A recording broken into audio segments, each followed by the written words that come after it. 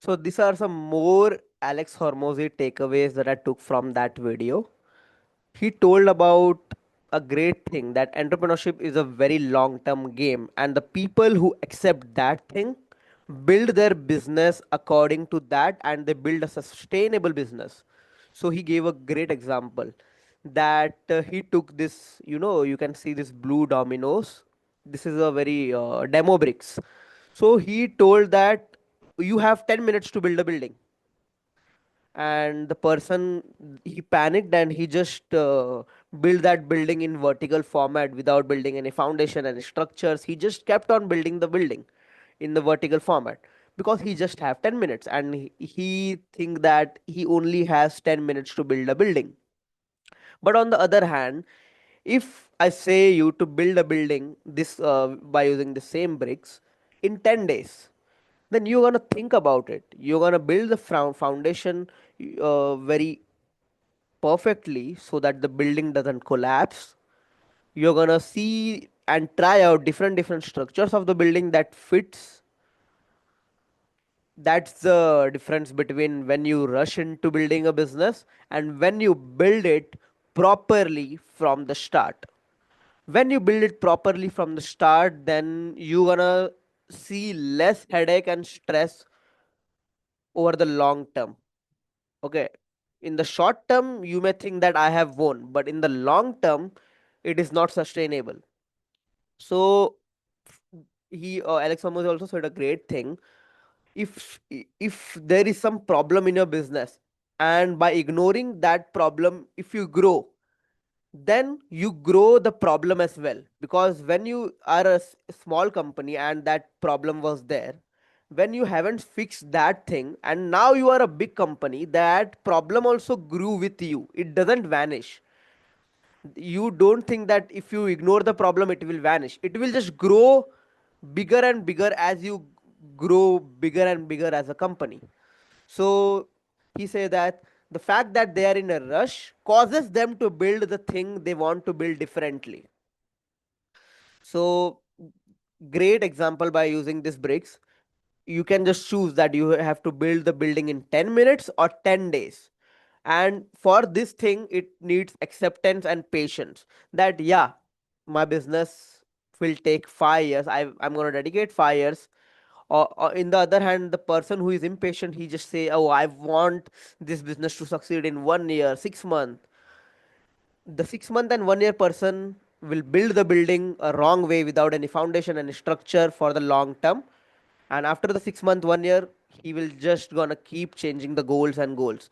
But the person who just accepted that, oh, it will take 5 years and I'm gonna build it perfectly from the day one, that person will build the business the perfect way for the long term.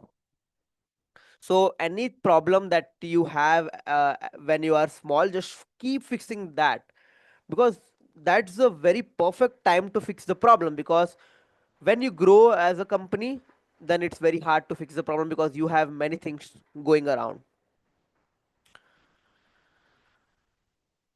Again, he tells that entrepreneurship is a long term game. If you have a valuable product and you sell that and you earn money, that's very great. But if the product is not good, then your reputation will stink.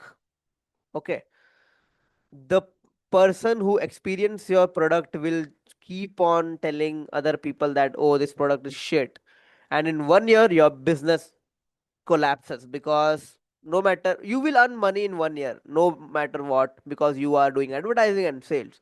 But once the customer is unhappy, he will just spread the word and your business gonna collapse in 1 year. It is not a compound, because the main advantage of doing business is compounding, that it's a compounding thing, and we are not taking advantage of that only.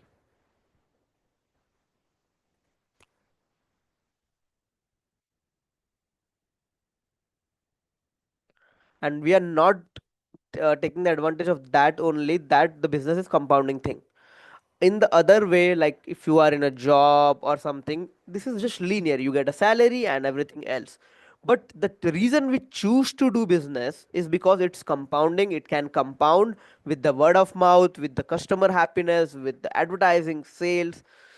So think again that you are in business because it's a compounding vehicle, and in order to make the compounding vehicle work, you need to have a valuable product that makes people happy. And yes, when you are thinking about what thing you want to sell, start with who you want to sell to. Because before thinking what you want to sell, think about the market that you're going to sell to, because market is everything. The market is always going to be the strongest variable on how much money you make.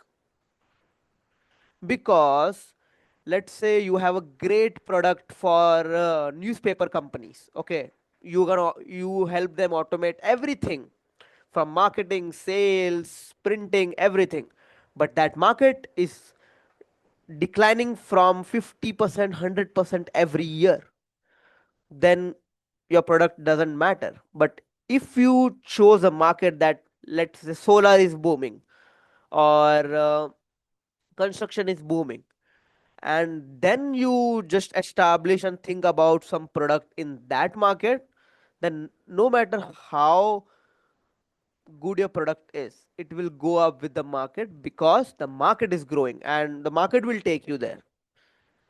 So market is the biggest variable, then comes your offer, then comes your persuading skill. If your market is shit, if your offer is shit, then you have to persuade and convince more people, because the market is very bad. But if your market is very great, your offer is also very great, then your persuasion skill is just 20%. So the people who have to persuade more, it's because they have chose the wrong market and wrong offer. If you are in a great market and you have a great offer for that market, then you just need, your offer will just sell itself in the market. You just need some volume of advertising, of outreach, and your persuasion skill is just 10-20%, and you are gonna do a great business in that market. So choosing a market, like how to choose a market, let's just remind that the market should have a pain plus purchasing power. If the market has pain but doesn't have purchasing power, then it's not worth it, because you are also doing business to earn money.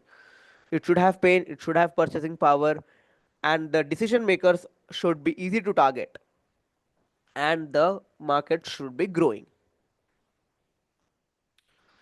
And now what most people make mistake is, even myself, every entrepreneur, they just have a thought that, oh, let's just service many avatar because we have the skills, and our product is accessible and applicable to all these industries, so let's just focus on all the things. But it doesn't matter, because you will just overcomplicate the business with many industries, with many customers, avatars. Okay, you are just gonna overcomplicate. If your goal is just to make $1 million, then Alex Hormozi say just pick one avatar, one product, one channel. For example, you chose one industry and one product for that industry, not multiple, and one channel to advertise. Let's say you chose, I will do cold calls. You just scale your business in cold calling. If you chose warm outreach, sorry, a cold outreach, you just scale that. You just chose that I will run ads, scale that. Pick one avatar, one product, and one channel. That's it. Let's say you chose that I am gonna work with spas, and I am gonna sell them the service of 30 appointments per month, and I'm gonna I'm gonna advertise my offer by using meta ads. That's it. This, you don't have to overcomplicate more. That's it. This is your business. Spas, 30 appointments per month, and this offer I'm saying it by using meta ads. That's it. If you just have a simple business, then it's very easy to scale it, compound it, and manage it in a big scale. Because you may be managing all the clients in the low small when you are in small, when you are a small business, but when you grow to $1 million and you have multiple this people industries, then you are gonna be very complicated. Okay, so that's not very good. That's not necessary. It's not about good or bad. It's not necessary. You just pick one avatar, one product, one channel, and that you focus on. Just focus on that. And Alex Hormozi says there are only 8 ways to get leads. First, you can do warm outreach. The people who you know, friends, relatives, you can just do warm outreach. They are past clients. You ask about them, that I haven't have this offer. Do you know anyone? Warm outreach. Second is you can create content. Third is you can do paid advertising. Fourth is you can do cold outreach on any of the platform. There are number of platforms. Fifth is you can get referrals.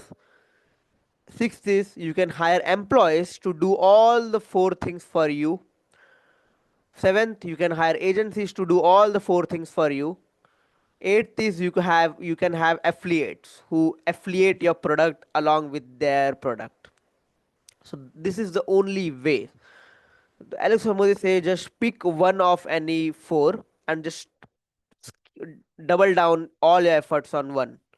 Okay, let's say you chose that I'm gonna do cold outreach in volume. I'm gonna reach out to all the spas in my area, and I'm gonna reach out with to them in with multiple numbers, with multiple offers until my offer sticks to them and fits to them. I'm gonna try out all the things. Then that's great. Just pick any one of the four. People just overcomplicate over how I will get leads. These are the only four ways to get leads. Just pick one and double down on that. That's it. And yes, as a founder, he said that you have to heavily involved in advertising and sales of your business for the very, very, very, very, very long time, because this is the integral pillars of the business. And when you hire anyone in the future to do these things for you, then you will have the great knowledge to do litmus test that which person is great in this or not great in this. So you have to do sales and advertising for the very long time of your business. Yeah. So he told about the goal setting. Most people do is what most people do is they just they just make the goal based on the outcomes. Oh, if I get this outcome, then my goal is achieved. If I not get this outcome, my goal is not achieved. But Alex Hormozi says to attach your goal with the activities. That I have list down these 10 activities in my day. If I do these things for the next 90 days, then it's my goal. My goal is just to do all the activities. Not It's not my goal is to get 10 clients. My goal is just to do 100 outreach for 90 days and see what happens. So if you attach the goal as activities, not outcomes, your goal should be not outcome, because losers and winners both have same goals. So you make your goal the activities and then do the activities. The goal and the success, everything will be the byproduct of it.